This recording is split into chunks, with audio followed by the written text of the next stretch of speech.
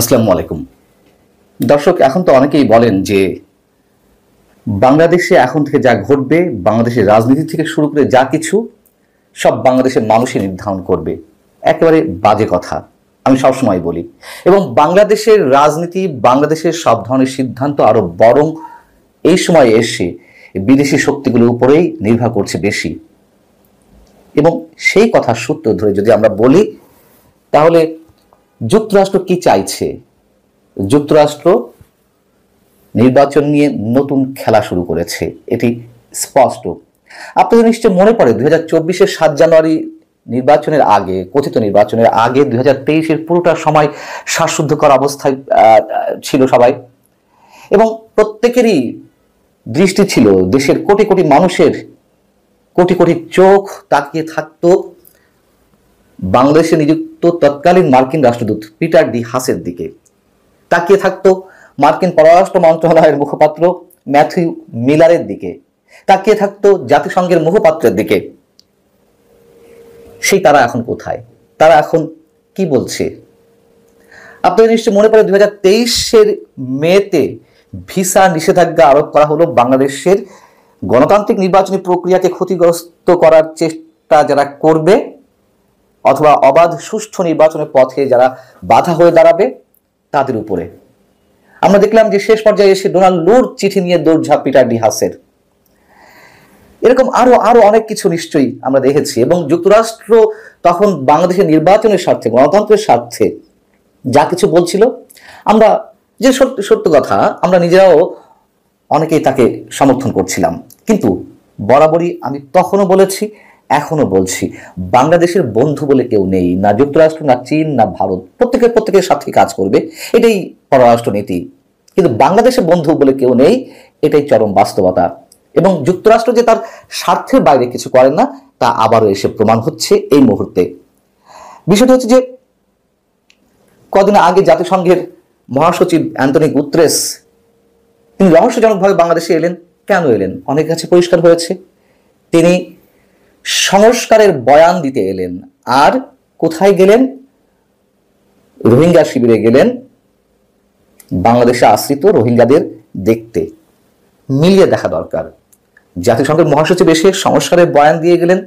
এই যে ছাত্র সমন্বয়কদের যে দল, সেই দলের নেতাদের সঙ্গে কথা বললেন, এবং মহাসচিবের সামনে বাংলাদেশের অন্তর্বর্তী সরকারের পক্ষ থেকে এটুকুই উপস্থাপনের টার্গেট ছিল যে সংস্কারের বিষয়টি, মানুষ সংস্কার চায়, এটি উপস্থাপন করতে চেয়েছিল। ঠিক তারই ধারাবাহিকতায় বাংলাদেশে এই মুহূর্তে সফররত রয়েছেন মার্কিন ডেপুটি অ্যাসিস্ট্যান্ট সেক্রেটারি নিকোল চুকুলি, এবং রয়েছেন আরেক সহকারী পররাষ্ট্রমন্ত্রী অ্যান্ড্রু আর হেরা।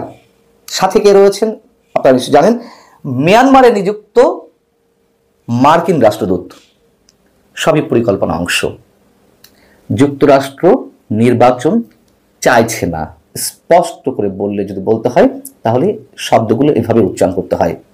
যুক্তরাষ্ট্র নির্বাচন নিয়ে নতুন খেলা শুরু করেছে, যেমন খেলা করছিল 2024-এর নির্বাচনকে কেন্দ্র করে।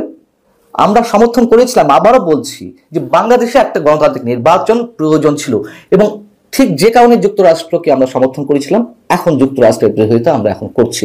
সবাই নিশ্চয় করছে না। যারা তখন যুক্তরাষ্ট্রকে ভগবান হিসেবে নিয়েছিলেন, যারা পিটার ডি হাসকে ভগবান হিসেবে মেনে নিয়েছিলেন, যে বাংলাদেশের ভবিষ্যৎ গড়ার জন্য পিটার ডি হাস ভগবান হিসেবে বাংলাদেশের ভূখণ্ডে নেমেছেন, সেই তারাও, তাদের একটি অংশ এখনো যুক্তরাষ্ট্রের প্রতি অনুরক্ত। কেন? সেই অংশটি নির্বাচন চাইছে না। আপনাদের এর আগে জানিয়েছিলাম যে এই যে মার্কিন 3 কর্মকর্তা কেন সফরে এসছেন। সফরে এসে তারা জাতিসংঘের মহাসচিবের মতোই প্রধান উপদেষ্টা ডক্টর মোহাম্মদ ইউনূসের সঙ্গে সাক্ষাৎ করে তারা সরকারের যে সংস্কার প্রক্রিয়ার যে কাজ হাতে নিয়েছে সেটিকে পূর্ণ সমর্থন জানিয়েছে। আমি এর আগে আপনাদেরকে বলেছিলাম, আমাদের প্রধান উপদেষ্টা কি টিকে যাওয়ার সনদ হাতে পেতে যাচ্ছেন। তার মোটামুটি একটা প্রাইমারি একটা সিম্পটম আমরা দেখেছি, সংস্কারকে তারা সমর্থন করেছে। কারণ এর আগেও জানিয়েছি, এখনো জানাই, যুক্তরাষ্ট্রের যে বার্মা অ্যাক্ট হয়েছিল 2022 সালে, মিয়ানমারে ঢুকে তারা সবকিছু কবজা নেবে, সেখানে চীনের আধিপত্য তারা একেবারে শেষ করে দিবে, সশস্ত্র গোষ্ঠীগুলোকে তারা সহায়তা করবে, মার্কিন সামরিক জান্তাকে হটাবে, সেই পরিকল্পনার বাস্তবায়ন এখন তারা করতে যাচ্ছে। কিন্তু মার্কিন 3 প্রতিনিধি যে সফরে রয়েছেন তারা প্রধান উপদেষ্টার সঙ্গে দেখা করে এই মন্তব্যও করেছেন যে অন্তর্বর্তী সরকার বা ডক্টর মোহাম্মদ ইউনূস সরকার যে 1,80,000 রোহিঙ্গাকে রাখাইনে প্রত্যাবর্ষণের জন্য উপযুক্ত হিসেবে চিহ্নিত করেছে সেটিকে তারা ওয়েলকাম জানিয়েছে। তারা এটি রোহিঙ্গা সংকট সমাধানের একটা অগ্রগতি হিসেবে চিহ্নিত করেছেন। মজার বিষয় হচ্ছে মিয়ানমারের রাখাইন রাজ্য যে আরাকান আর্মিদের দ্বারা নিয়ন্ত্রিত, সেই রাখাইনের একটি বড় শহর বুথিডং, সেই বুথিডং থেকে এখন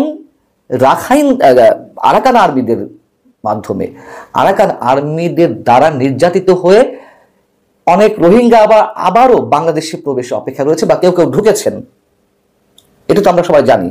তাহলে সেই রাখাইন আর্মিদের কিভাবে আমরা কনভিন্স করলাম যে আমরা রোহিঙ্গাদেরকে পাঠাবো যারা বাংলাদেশে আশ্রিত রয়েছেন 1,80,000?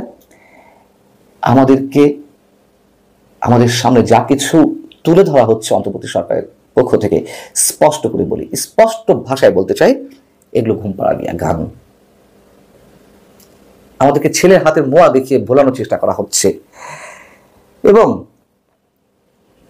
রাখাইনে বা মিয়ানমারে মানবিক সহায়তার নামে যে করিডোর চাইছে যুক্তরাষ্ট্র, সেই করিডোরের কথা জাতিসংঘের মহাসচিব বলে গিয়েছিলেন, সেই করিডোরের দাবি নিয়েই এসেছে মার্কিন প্রতিনিধি। আর করিডোরের মাধ্যমে কি মানবিক সহায়তা যাবে, কাদের উদ্দেশ্যে মানবিক সহায়তা যাবে? যাবে অস্ত্র, যেটি আমরা আশঙ্কা করছি।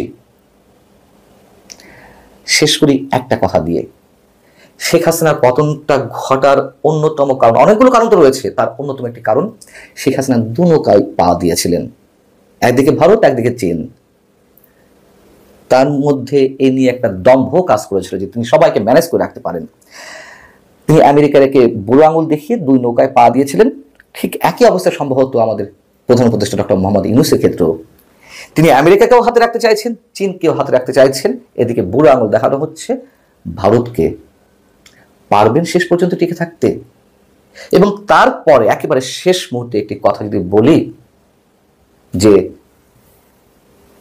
যা কিছু হচ্ছে বিশেষ বিশেষ গোষ্ঠীর স্বার্থ উদ্ধারের জন্য হচ্ছে, মাঝখান থেকে বাংলাদেশকে অনেক খেসারত দিতে হয়েছে, নিকট ভবিষ্যতে আরো ভয়ঙ্কর পে করতে হবে, খেসারত দিতে হবে বাংলাদেশকে, বাংলাদেশে 18 কোটি